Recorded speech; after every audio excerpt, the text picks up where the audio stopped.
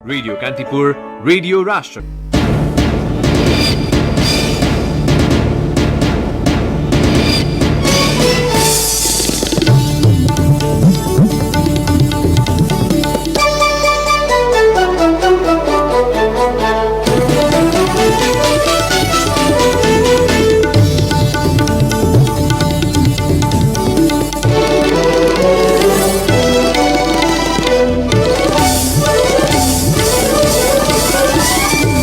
सरकार र नेत्र विक्रम चन्द नेतृत्वको समूहका प्रतिनिधि बीच एकै दिन आज दुई पटक वार्ता, सहमति नजिक पुगेको दुवै पक्षको भनाई। नेकपाको दाहाल नेपाल समूहद्वारा ओली पक्षीय नेताहरूलाई कारवाहीको क्रम जारी, संसदीय दलका उपनेता सुभाष नेम्बाङ सहित 7 जना कारवाहीमा। नेपाली कंग्रेस संसदीय दलको बैठक शुक्रबारका लागि आह्वान। नेपालमा कोरोना भाइरस संक्रमणबाट थप 232 जनाको मृत्यु संख्या अद्यावधिक। फागुन 23 गतेबाट शुरू हुने कोरोना भाइरस विरुद्धको दोस्रो चरणको खोप लगाउन हुने नहुनेमा 55 वर्ष माथिका तथा ज्येष्ठ नागरिक दुविधामा। एकपछि अर्को गर्दै बलात्कारका घटना बाहिर आउन थालेपछि अस्ट्रेलियाको राजनीति तरंगित। 33 वर्ष अघि आफूलाई बलात्कार गरेको भन्ने एडिलेडकी महिलाको आरोप सत्य नभएको महान्यायाधिवक्ता पोर्टरको दावी। र शहीद स्मारक बी डिभिजन लीग फुटबलमा खुमलटार विजय, नयाँ बस्ती र टुसालले बराबरी खेल्दै अंक बाँडे। नमस्कार, कान्तिपुर डायरीबाट साथी बासु अनि तेजेन्द्रको समाचार अब विस्तारमा। सरकार र प्रतिबन्धित नेत्रविक्रम चन्द समूह बीच आज दोस्रो चरणको वार्ता भएको छ। दुवै पक्षले वार्ता टोली गठन गरेको भोलिपल्टै आज बिहान सरकार र चन्द समूह बीच प्रधानमन्त्री निवास बालुवाटारमा पहिलो चरणको वार्ता भएको थियो। पहिलो चरणको वार्तापछि दुवै पक्षले वार्ता सकारात्मक भएको निष्कर्षमा पुग्ने प्रतिक्रिया दिएका थिए। लगतै पुनः बालुवाटारमा दोस्रो चरणको वार्ता भएको हो। हिंसात्मक गतिविधि त्यागेर शान्तिपूर्ण राजनीतिमा आउने लिखित प्रतिबद्धता जनाए सरकारले चन्द समूहमाथिको प्रतिबन्ध हटाउने तयारी गरेको छ। सोही विषयमा दोस्रो चरणको वार्तामा छलफल भएको स्रोतको भनाइ छ। यद्यपि चन्द समूहले पहिलो शर्त आफू माथिको प्रतिबन्ध हटाउनु पर्ने शर्त राखेको छ। तर दोस्रो चरणको वार्तामा चन्द समूह केही लचक भएको स्रोतको भनाइ छ। सरकारले गृहमन्त्री रामबहादुर थापाको नेतृत्वमा प्रधानमन्त्रीका परराष्ट्र मामिला सल्लाहकार डाक्टर राजन भट्टराई सदस्य रहेको वार्ता टोली गठन गरेको छ। यस्तै चन्द समूहले पनि केन्द्रीय समिति सचिवालय सदस्य खड्गबहादुर विश्वकर्माको नेतृत्वमा केन्द्रीय सदस्य उदय चलाउने सदस्य रहेको वार्ता टोली गठन गरेको थियो। सरकारी वार्ता टोलीका सदस्य भट्टराईले दोस्रो चरणको वार्ता विषय केन्द्रित रहेको र दुवै पक्ष समान धारणा नजिक पुगेको दावी गर्नु भएको छ। यस्तै सरकारी वार्ता टोलीका संयोजक गृहमन्त्री थापाले चन्द समूहसँगको वार्ता सकारात्मक दिशातर्फ अघि बढेको बताउनु भएको थियो। सरकार र चन्द समूह बीचको पहिलो चरणको वार्तामा सैद्धान्तिक र प्राविधिक विषयमा सहमति नजिक पुगेको गृहमन्त्री थापाको भनाइ छ। केपी शर्मा ओली नेतृत्वको सरकारले चन्द समूहमाथि 2075 फागुन 28 गते प्रतिबन्ध लगाएको थियो। प्रधानमन्त्री केपी शर्मा ओलीलाई पार्टीको साधारण सदस्य समेत नरहने गरी कारवाही गरेको नेकपाको दाहाल नेपाल समूहले दोस्रो तहका नेतालाई पनि कारवाहीको क्रम शुरू गरेको छ। काठमाडौँको पेरिस डाँडा स्थित पार्टी कार्यालयमा आज बसेको सो समूहको केन्द्रीय कमिटी बैठकले स्थायी कमिटिको सिफारिस अनुसार ओली समूहका संसदीय दलका उपनेता सुभाष नेम्बाङ सहित 7 जनालाई कारवाही गरेको बताएको हो। नेम्बाङलाई स्थायी समिति सदस्यबाट 6 महिनाका लागि निलम्बन गरी संसदीय दलको उपनेताबाट पनि राजीनामा दिन निर्देशन दिने निर्णय भएको नेता भीम रावलले जानकारी दिनुभयो। यस्तै ओली समूहका प्रमुख सचेतक विशाल भट्टराईलाई पार्टीको अन्तरिम विधान विपरीत काम गरेको भन्दै सो समूहले केन्द्रीय कमिटिबाट निष्कासन गरी सांसदको भूमिकामा मात्र रहन निर्देशन दिने निर्णय पनि गरेको छ। ओली समूहका सचेतक शान्त चौधरी सहित प्रभु शाह, कर्णबहादुर थापा, महेश बस्नेत र सूर्य थापालाई केन्द्रीय कमिटिबाट 6 महिना निलम्बन गर्ने निर्णय भएको नेता रावलले जानकारी दिनुभयो। बैठकले निर्वाचन आयोगमा पार्टीको वैधानिकताका लागि दबाव दिन, संसद र सरकार निर्माणमा निर्णय लिन भने सचिवालय र स्थायी कमिटिलाई जिम्मेवारी दिएको छ। राज्यको कानून, नेकपाको विधान, लोकतान्त्रिक प्रणाली र मान्यता बमोजिम निष्पक्ष एवं न्यायसंगत निर्णय गर्न आयोग समक्ष माग गर्ने निर्णय गरेको नेता रावलले बताउनुभयो। प्रधानमन्त्री ओलीले आफूमाथि सुरक्षा खतरा रहेको भन्दै दिएको अभिव्यक्ति षड्यन्त्रपूर्ण र गैर जिम्मेवार रहेको पनि सो समूहले निष्कर्ष निकालेको छ। प्रमुख प्रतिपक्षी दल नेपाली कंग्रेसले समसामयिक विषयमा छलफल गर्न संसदीय दलको बैठक बोलाएको छ। काठमाडौँको नयाँ बानेश्वर स्थित संघीय संसद भवनको लोत्से हलमा पर्सि शुक्रबार दिउँसो 1 बजेका लागि बैठक बोलाएको सचेतक पुष्पा भूषालले जानकारी दिनुभयो। सर्वोच्च अदालतले सरकारले विघटन गरेको प्रतिनिधि सभा बिउताएपछि संसदमा पार्टीको भूमिका निर्धारण गर्न कंग्रेसले बैठक बोलाएको भूषालको भनाइ छ। नेकपाको ओली र दाहाल नेपाल समूहले समीकरणका लागि आग्रह गरे पनि कंग्रेसले कानून त नेकपा एउटै दल रहेकाले तत्काल कुनै खेमालाई साथ साथ सहयोग नगर्ने स्पष्ट पारिसकेको छ। आजै चितवनको रत्ननगरमा आयोजित कार्यक्रमलाई सम्बोधन गर्दै सभापति शेरबहादुर देउवाले प्रधानमन्त्री पदका लागि आफू मरिहत्ते नगर्ने तर पाएदेखि नभाग्ने बताउनुभयो। पार्टी सरकारमा जाँदा र आफू प्रधानमन्त्री हुँदा पार्टीलाई फाइदा हुने देउवाको दाबी थियो। सोही कार्यक्रममा वरिष्ठ नेता रामचन्द्र पौडेलले संसद विघटनबाट जोगिए पनि विकृतिबाट जोगाउन आवश्यक रहेको बताउनुभयो। आफ्नो हैसियत र औकात भन्दा बढी आकांक्षा र महत्वाकांक्षा राख्नु विकृति भएको पौडेलको भनाइ थियो। प्रदेशको प्रदेशसभा बैठक 11 दिन पछि सरेको छ। भोलि दिउँसो 1 बजेका लागि बोलाइएको बैठकमा सरकारका प्रतिनिधि अनुपस्थित हुने भएपछि सभामुख प्रदीप कुमार भण्डारीले चैत्र 2 गतेसम्मका लागि बैठक स्थगित गर्नुभएको हो। गत फागुन 9 गते टेबल भएको मुख्यमन्त्री शेरधन राई विरुद्धको अविश्वासको प्रस्तावमाथि छलफल गर्ने एकल एजेन्डा सहित भोलि बैठक बोलाइएको थियो। यस्तै सुदूरपश्चिम प्रदेशसभा बैठक दोस्रो पटक स्थगित भएको छ। आज दिउँसो 1 बजेका लागि बोलाइएको बैठक विशेष कारण देखाउँदै भोलि दिउँसो 1 बजेका लागि सारिएको प्रदेशसभा सचिवालयका प्रवक्ता सिद्धराज चटौतले जानकारी दिनुभयो।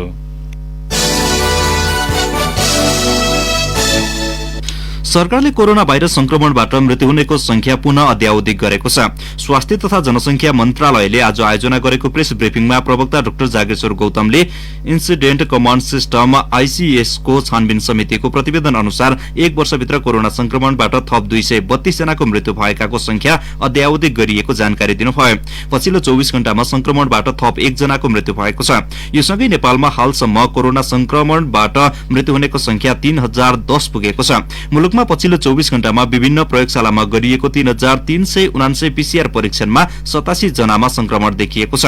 यो सँगै नेपालमा कोरोना संक्रमितको संख्या 2,74,381 पुगेको छ। मन्त्रालयका अनुसार काठमाडौँ उपत्यकामा 56 जनामा संक्रमण देखिएको हो। मन्त्रालयका अनुसार पछिल्लो 24 घण्टामा 62 जना कोरोना संक्रमण मुक्त भएका छन्। संघीय संसदका सांसद, कर्मचारी र मर्यादा पालकलाई कोरोना विरुद्ध खोप लगाउने अभियान अन्तर्गत आज पहिलो दिन 482 जनाले खोप लगाएका छन्। पहिलो दिन 165 जना सांसद र 317 जना कर्मचारी मर्यादा पालकले खोप लगाएको संघीय संसद सचिवालयले जनाएको छ। आज प्रतिनिधि सभाका सभामुख अग्निप्रसाद सापकोटा, नेकपा दाहाल नेपाल समूहका अध्यक्षद्वय पुष्पकमल दाहाल र माधव कुमार नेपाल र उहाँहरूका सचिवालयका कार्यरत कर्मचारी र दुवै सदनका सांसदले खोप लगाएका छन्। प्रधानमन्त्री केपी शर्मा ओली, राष्ट्रिय सभाका अध्यक्ष गणेश प्रसाद तिमिल सेना, उपाध्यक्ष शशिकला दाहालले भने आज खोप लगाउनु भएको छैन। विशेष गरी आज प्रतिनिधि सभाका सांसदलाई प्राथमिकता दिएको संघीय संसद सचिवालयले जनाएको छ। भोलि अन्य सांसद तथा संसद सचिवालयका सबै कर्मचारी र संसद भवन भित्रका सुरक्षाकर्मीलाई खोप लगाइनेछ। नयाँ बानेश्वर स्थित निजामती कर्मचारी अस्पतालमा 3 दिनसम्म खोप लगाउने व्यवस्था अनुसार पर्सि शुक्रबार अन्तर्राष्ट्रिय सम्मेलन केन्द्रका सबै कर्मचारी र छुटेकालाई खोप लगाउने संसद सचिवालयले जनाएको छ। सांसद, कार्यव्यवस्थामा रहेका अधिकारी र मर्यादा पालक एवं कर्मचारी समेत गरी करिब 1500 जनाका लागि खोपको व्यवस्था गरिएको स्वास्थ्य तथा जनसंख्या मन्त्रालयले जनाएको छ।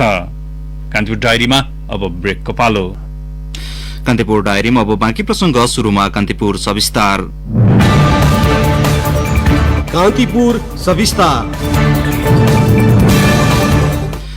नेपालमा गत माघ 14 गतेदेखि शुरू कोरोना भाइरस विरुद्धको खोप अभियान अन्तर्गत पहिलो चरणमा 4,29,705 जनाले खोप लगाएका छन्।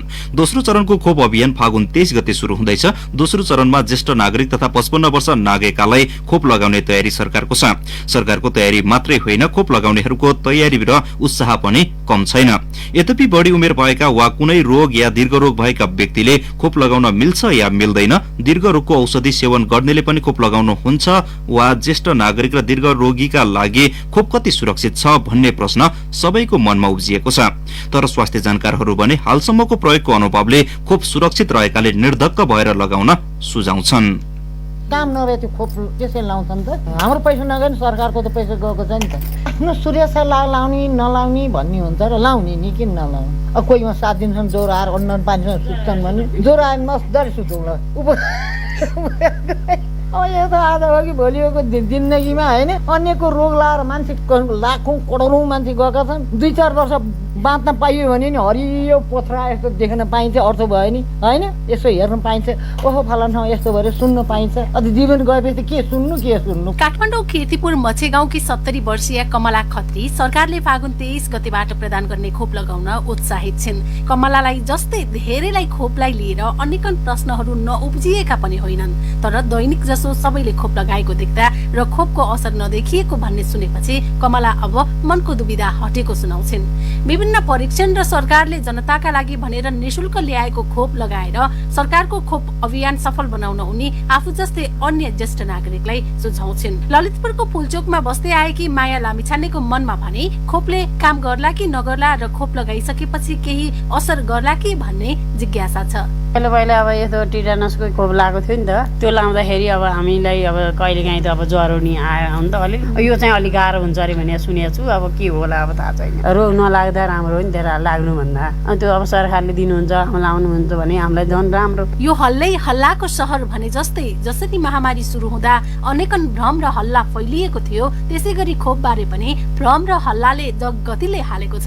फेरि खोप लगाउने सन्दर्भमा वयस्कहरूमै पनि दुविधा रहेका बेला उमेर पुगेका पाका र अझ दीर्घ रोगको औषधि सेवन गर्नेको मनमा प्रश्न उठ्नु स्वाभाविक पनि हो। तर संक्रमण रोग विशेषज्ञ डाक्टर अनुप सुवेदी लामो अध्ययन र परीक्षणबाट सुरक्षित करार भएको खोप निर्धक्क भएर लगाउन सुझाउनुहुन्छ। क्लिनिकल ट्रायलको डेटा पनि एकदम प्रभावकारी देखिएको छ हैन। अब खोप लागेको मान्छेलाई चाहिँ चिकित्सा हुनबाट र मृत्यु हुनबाट चाहिँ लगभग 100% जोगाउने। उमेर बढ्दै जाँदा निश्चित रोगहरूको भारहरू पनि थपिँदै जाने हुनाले यो दुवै कारणले चाहिँ उहाँहरूको संक्रमण हुँदा एकदम चिकित्सा हुने जोखिम असाध्यै बढी हुन्छ। त्यसै कारणले नै उहाँहरूले सबभन्दा धेरै प्रायोरिटीमा राखेर खोप लगाइरहेको छ संसारभर नै, र उहाँहरूले चाहिँ झन् लगाउनु पर्छ। नेपालमा खोपको स्वीकार्यता अन्य देशको तुलनामा राम्रो देखिएको छ। स्वास्थ्य कर्मी, सरसफाई कर्मी, सञ्चारकर्मी, कूटनीतिक नियोगका परिवार, बन्दी, वृद्धाश्रम लगायतमा लगाइएको खोपका कारण कुनै गम्भीर स्वास्थ्य समस्या देखिएको पनि छैन। हालसम्म 4,29,000 भन्दा बढीले खोप लगाउँदा खोपकै कारण मृत्यु नभएको र एनाफाइलेक्सिस जस्तो गम्भीर अवस्था खासै नआएकोले पनि यो खोप सुरक्षित छ भनेर भन्न सकिने आधार रहेको स्वास्थ्य जानकार बताउँछन्। जनस्वास्थ्यविद डाक्टर रविन्द्र समेर खोप लगाउनु अघि विज्ञ चिकित्सकको सल्लाह आवश्यक पर्ने बताउनुहुन्छ। हरेक खोप केन्द्रमा चाहिँ परामर्श दिने एउटा चाहिँ समूह हुन्छ। त्यो समूहसँग उहाँहरूले खानु भएका औषधिहरू उहाँको रिपोर्टहरू देखाएर र पर्याप्त छलफल गरेर उहाँहरूले चाहिँ सुरक्षित छ भनेर चाहिँ लगाउनु चाहिँ उपयुक्त हुन्छ। खोप लगाएपछि कतिपय व्यक्तिलाई मनोवैज्ञानिक असर पर्न सक्छ। चिन्ता लाग्ने, डर लाग्ने, सुई देखेर बेहोस हुने, सास नपुग्ने पाइएको पनि छ। यसका लागि खोप स्थलमा मानसिक तयारी तथा मनोपरामर्शको व्यवस्था सरकारले गर्नुपर्ने देखिन्छ। नेपालमा हाल प्रयोगमा रहेको कोभिसिल्ड प्रभावकारिताको हिसाबले 70% माथि सुरक्षित भनिएको छ। उच्च रक्तचाप, मधुमेह, थाइरोइड लगायतका समस्या भएका व्यक्तिलाई पनि खोप सुरक्षित मानिएको छ। तर विभिन्न एलर्जी भएका, गम्भीर रोग लागेका, खोप धान्ने शक्ति नभएका, एकपटक कोभिड भएर निकै गलेका तथा छारे रोग तथा स्नायु प्रणालीका रोग भएका व्यक्ति लगायत अन्य थुप्रै विशेष अवस्थाका ज्येष्ठ नागरिक र दीर्घ रोगीले भने खोप लगाउन नहुने डाक्टर समीरको भनाइ छ। क्यान्सरको बिरामी जसलाई केमो लगाइएको छ, मृगुलाको बिरामी जसलाई डायलासिस गरिएको छ, त्यस्तै चाहिँ एचआइभी/एड्सका बिरामीहरू जसले कडा खालको औषधिहरू सेवन गर्नु भएको छ, रगत पातलो गराउने विभिन्न धेरै थरी औषधिहरू जसले खानु भएको छ, किडनी प्रत्यारोपण गरेर अथवा बोन मेरो प्रत्यारोपण गरेर हाई डोजको स्टेरोइड हर्मोनहरू उहाँहरूले चाहिँ सेवन गर्नुभएको छ भने त्यस्ता व्यक्तिले यो खोप लगाउनु हुँदैन। पहिले कुनै खोप लगाएर एलर्जी भएका व्यक्ति अथवा कुनै खाना अथवा औषधिबाट एलर्जी भएका व्यक्तिले पनि यो खोप लगाउँदाखेरि चिकित्सकको निगरानीमा मात्रै लगाउनु पर्ने हुन्छ। खोप लगाउनु भनेको सम्भावित मृत्यु दरलाई कम गर्ने प्रमुख अस्त्र अपनाउनु पनि हो। खोप लगाउनु भनेको सुरक्षाको लागि हो, न कि जोखिमको लागि। तसर्थ खोप लगाउनु पूर्व खोपको बारेमा मात्रै नभई आफ्नो स्वास्थ्य अवस्थाका बारेमा आफ्ना चिकित्सकसँग सल्लाह गरेर अन्तिम निर्णय भने आफैले गर्नुपर्छ। यद्यपि ज्येष्ठ नागरिक 55 वर्ष माथिका मात्रै नभई खोपप्रति दुविधा भएका सबैको शंका निराकरण गर्न भने सरकारले सचेतनामूलक कार्यक्रमलाई तीव्र बनाउनु जरुरी छ। रेडियो कान्तिपुरका लागि इन्द्रलक्ष्मी घिमिरे। कान्तिपुर सविस्तार।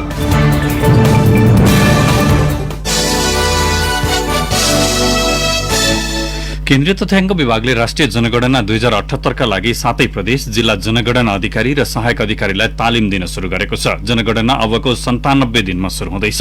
विभागले आजदेखि आयोजना गरेको साताव्यापी तालिममा देशैभरका करिब 200 अधिकृत सहभागी छन्। तालिममा देशभरिका 70 लाख घर परिवारमा बसोबास गर्ने 3 करोड़ भन्दा बढी जनसंख्याको यकिन तथ्याङ्क संकलन गर्ने विधि, प्रक्रिया, नियम बारे विभागले जानकारी गराउनेछ। राष्ट्रिय योजना आयोगका उपाध्यक्ष डाक्टर पुष्पराज कँडेलले पर्याप्त भौतिक पूर्वाधार, स्थानीय सरकार, वडा सरकारको साथ सहयोगमा यथार्थ तथ्याङ्क संकलन हुने विश्वास व्यक्त गर्नुभयो। मेरो जनगणना मेरो सहभागिता नारा सहित आउँदो जेठ 25 गतेबाट असार 8 गतेसम्म 15 दिन देशैभरि एकसाथ जनगणना हुनेछ।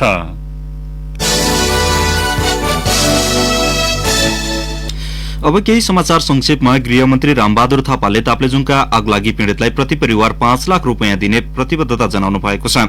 सिंहदरबारमा आज प्रतिनिधि सभा सदस्य योगेश भट्टराई नेतृत्वको टोलीको ज्ञापन पत्र बुझ्दै गृहमन्त्री थापाले तत्काल प्रति परिवार 15,000 रुपियाँ, 80वटा कम्बल र 50वटा टेन्ट दिने बताउनुभयो। विश्व स्वास्थ्य संगठनको आह्वानमा हरेक वर्ष मार्च 3 मा मनाइने विश्व श्रवण दिवस नेपालमा पनि विभिन्न कार्यक्रम गरी मनाइएको छ। बढ्दो ध्वनि प्रदूषणका कारण मानिसहरूमा श्रवण शक्तिमा ह्रास आइरहेको एयर केयर नेपालका प्रमुख डाक्टर मिलन महर्जनले बताउनुभयो।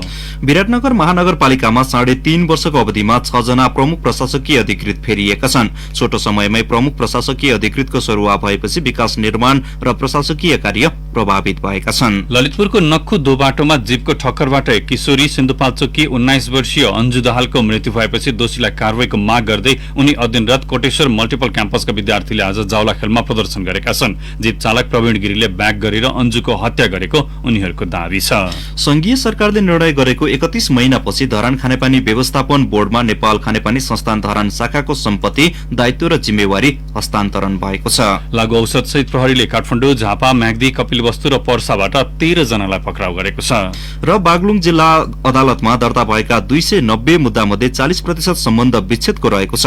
चालु आर्थिक वर्षमा पुरुषले 22 र महिलाले 94 वटा सम्बन्ध विच्छेदका मुद्दा दर्ता गराएको अदालतका सृष्टिदार सूर्य प्रसाद भण्डारीले बताउनुभयो। कान्तिपुर डायरीमा अब बर्दिया डायरीको पालो। बर्दिया डायरीबाट कमल पन्थीको नमस्कार। 1 वर्ष अघिसम्म बर्दियाको गेरुवा गाउँपालिकामा टिकुरको विवादले झण्डै 30% खेत बाँझो थियो। खेत बाँझो राख्न थालेपछि गाउँपालिकाले जग्गाधनीमाथि जरिमाना लगाउने मौखिक निर्णय समेत गरेको थियो। जोतुहा किसानले हदिया छाडेर टिकुर नभए खेत नजोत्ने अडान लिएका थिए। जग्गाधनीले त्यस बेला खेत नजोतेपछि अधिकांश बाँझो भएको थियो। विश्वव्यापी फैलिएको कोरोना महामारीका कारण विदेश गएकाहरू गाउँ फर्किएपछि बाँझो खेत जोत्न सुरु भएको गेरुवा गाउँपालिकाका उपाध्यक्ष हेमकुमारी थारूले बताउनुभयो। चितुवाका कारण मुलुकै दुर्लभ वन्यजन्तु किस्मसारको संरक्षणमा चुनौती थपिएको छ। गत साउनदेखि माघसम्म 34 वटा किस्मसारलाई चितुवाले आक्रमण गरी मारिसकेको छ। सोही अवधिमा प्राकृतिक कारणले 7 वटा किस्मसारको मृत्यु भएको रेन्जर अरुण चौधरीले बताउनुभयो। यस्तै हुडारबाट 3 र कालगतीबाट 4 वटा किस्मसार मरेका छन्। संरक्षण क्षेत्रसँग जोडिएको उत्तर पूर्व रहेको सामुदायिक वनबाट निस्कने चितुवाले किस्मसारलाई आक्रमण गर्ने गरेकोले यसको संरक्षणमा चुनौती थपिएको रेन्जर चौधरीले बताउनुभयो। बर्दिया राष्ट्रिय निकुञ्ज भ्रमण गर्ने आन्तरिक पर्यटकको संख्या बढ्दै गएको छ। कोरोनाको महामारीको कारण बन्द रहेको निकुञ्ज गत कार्तिक 1 गतेबाट सर्वसाधारणको लागि खुला गरेपछि निकुञ्ज भ्रमण गर्ने आन्तरिक पर्यटकको संख्या बढ्दै गएको हो। अहिले निकुञ्जमा बाघ हेर्ने आन्तरिक पर्यटक बढी आउने गरेको पर्यटन व्यवसायीहरू बताउँछन्। पर्यटन व्यवसायी रामजी थापाले यहाँ आउने करिब 40% पर्यटकले सहजै बाघ हेरेर फर्कने गरेको बताउनुभयो। बडगलले पनि स्थानीय निकायमा दलको भूमिका जस्तै अधिकार माग गर्दै आएको 2 दशकपछि बारबर्दिया नगरपालिकाले कानूनी मान्यता दिएको छ। हालै बसेको कार्यपालिकाको बैठकले बारबर्दिया बडगर सञ्चालन ऐन 2077 पारित गरेको छ। स्थायी रूपमा आफू बसेको गाउँ टोलको बासिन्दा भएको सामाजिक कार्यमा अग्रसर भएकाले बडगर चयन हुने व्यवस्था गरिएको छ। जुनसुकै समुदायका मानिस बडगर बन्न पाउने ऐनमा छ। अवस्था बर्दिया डायरी आजलाई यति नै। कमलपन्थी बिदा हुन्छ। नमस्कार। जिल्ला डायरीपछि कान्तिपुर डायरीमा फेरि पनि ब्रेकको पालो। अवश्य पछिल्लो केही दिन यता लगातार ओह्रालो लागेको धितोपत्र बजार कारोबारको चौथो दिन आज पनि घटेको छ। शेयर कारोबार मापक नेप्से परिसूचक आज 39.23 अंकले ओह्रालो लागेर 2416 बिन्दुमा पुगेको छ। नेप्से ओह्रालो लागे पनि कारोबार रकममा भने अघिल्लो दिनको तुलनामा केही सुधार देखिएको छ। हिजो 59.77 अंकले ओह्रालो लागेको नेप्सेमा 6 अर्ब 11 करोड 96 लाख रुपियाँ बराबरको कारोबार भएको थियो। नेप्सेमा आज कुल 212 कम्पनीका 63,674 कारोबारबाट 1 करोड 13 लाख 92,135 किता शेयर किनबेच भए, जस अन्तर्गत 6 अर्ब 25 करोड 48 लाख रुपियाँ बराबरको कारोबार भएको नेपाल स्टक एक्सचेन्जले जनाएको छ। अब अन्तर्राष्ट्रिय प्रसंग। अस्ट्रेलियाका महान्यायाधिवक्ता क्रिस्टियन पोर्टरले 33 वर्ष अघिको बलात्कार आरोपको खण्डन गर्नुभएको छ। एकपछि अर्को गर्दै अस्ट्रेलियामा उच्च तहका राजनीतिज्ञमाथि बलात्कारको आरोप लागिरहेका बेला महान्यायाधिवक्ता पोर्टरले आफूमाथिको आरोप सरासर गलत भएको बताउनु भएको हो। अस्ट्रेलियाको केन्द्रीय सरकारको मन्त्री रहेका व्यक्तिले 33 वर्ष अघि आफूमाथि बलात्कार गरेको आरोप लगाउँदै प्रधानमन्त्री लगायत केही सांसदलाई एडिलेडकी ती महिलाले पठाएको पत्रको खण्डन गर्दै महान्यायाधिवक्ता पोर्टरले आरोपित सो व्यक्ति आफू भएको सार्वजनिक गर्नुभयो। केन्द्रीय मन्त्री रहेका एक व्यक्तिले सन् 1988 मा बलात्कार गरेको भन्दै दावी ती महिलाले गरेकी थिइन्।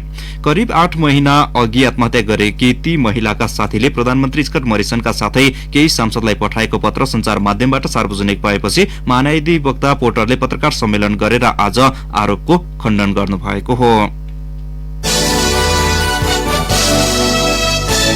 सेनाले चलाएको गोली लागेर म्यानमारमा थप 6 जना प्रदर्शनकारीको मृत्यु भएको छ। प्रदर्शनमा 4 जना पुरुष, 1 युवक र 1 महिलाको ज्यान गएको हो। सैन्यको विरुद्ध याङ्गुन शहरमा प्रदर्शनमा उत्रिएका प्रदर्शनकारीमाथि सेनाले गोली चलाएको रोयटर्सले उल्लेख गरेको छ। जननिर्वाचित सरकारलाई अपदस्थ गर्दै म्यानमार सेनाले गत फेब्रुअरी 1 मा सत्ता आफ्नो हातमा लिएपछि त्यहाँ दिनौं जसो प्रदर्शन भइरहेका छन्। स्टेट काउन्सिलर आङ सान सुकी लगायतलाई सेनाले नजरबन्दमा राखेको छ। प्रदर्शनकारीमाथि सेनाले अश्रु ग्यास समेत प्रहार गरेको रोयटर्सले उल्लेख गरेको छ। नियन्त्रण गर्ने उपाय जस्तै माइकिङ, पानीको फोहरा प्रयोग नगरी सेनाले गोली चलाएको प्रदर्शनकारीले उल्लेख गरेका छन्। सेनाले पत्रकार, नागरिक समाजका अधिकार कर्मीहरूलाई पनि धरपकड गरेको समाचारमा उल्लेख छ।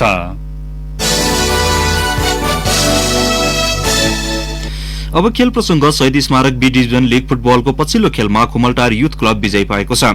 नयाँ बस्ती युथ क्लब र टुसाल युथ क्लबले भने एक गोलको बराबरी खेल्दै अंक बाँडेका छन्।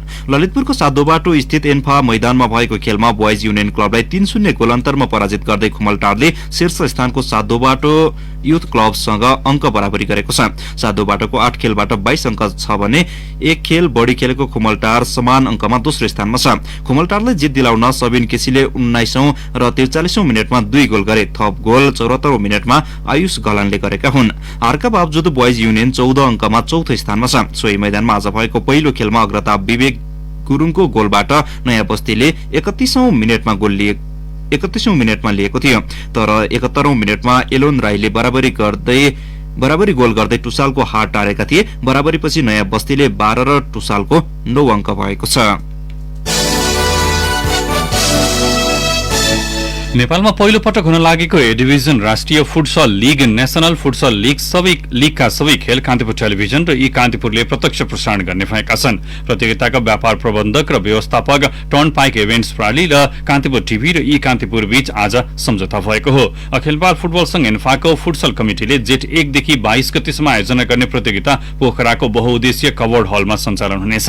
सम्झौतामा अखिल फुटसल कमिटिका प्रमुख रत्नकुमार श्रेष्ठ, कान्तिपुर टिभीका ब्रोडकास्टिङ निर्देशक सुरज सिंह ठकुरी र टर्न पाइकका उकेश लोहनीले हस्ताक्षर गरेका छन्। इन्फा अध्यक्ष कर्मा सिंह शेर्पाले कान्तिपुर मिडियासँग सहकार्य गर्न पाउन खुसीको कुरा भन्दै यसको सफल आयोजनापछि नेपाली फुटसलले फड्को मार्ने आशा व्यक्त गरेका छन्। यस्तै कान्तिपुर टिभीका ब्रोडकास्टिङ निर्देशक ठकुरीले प्रतियोगिताको प्रत्यक्ष प्रसारणमा दर्शकले नौलो स्वाद पाउने दावी गरेका छन्। टर्न पाइकका लोहनीले प्रतियोगिताले नेपाली फुटसललाई थप नयाँ उचाइमा पुर्याउने विश्वास व्यक्त गरे। राउन्ड रोबिनका 45 र नकआउट राउन्ड एलिमिनेटरका 4 खेल गरेर सबै 49 खेल कान्तिपुर टिभी र कान्तिपुर डिजिटल प्लेटफर्मबाट प्रत्यक्ष प्रसारण हुनेछन्। अस्ट्रेलियाले न्यूजील्याण्ड विरुद्धको तेस्रो 2020 क्रिकेटमा 64 रनको जित दर्ता गरेको छ। यद्यपि 5 म्याचको सिरिजमा न्यूजील्याण्डको 2-1 को अग्रता कायम छ। 209 रनको उच्च लक्ष्य पक्ष्याएको न्यूजील्याण्ड 17 ओभर 1 बलमा 144 रनमा अल आउट भएपछि अस्ट्रेलिया सिरिज बचाउन सफल भयो। मार्टिन गुप्तिलले 43 र डेभोन कोर्नबेले 38 रन बनाउनु बाहेक अन्यको प्रदर्शन उल्लेख्य हुन सकेन। एस्टोन आगरले आफ्नो स्पेलमा 30 रन खर्चेर 6 विकेट लिएपछि न्यूजील्याण्ड सस्तैमा समेटिएको हो।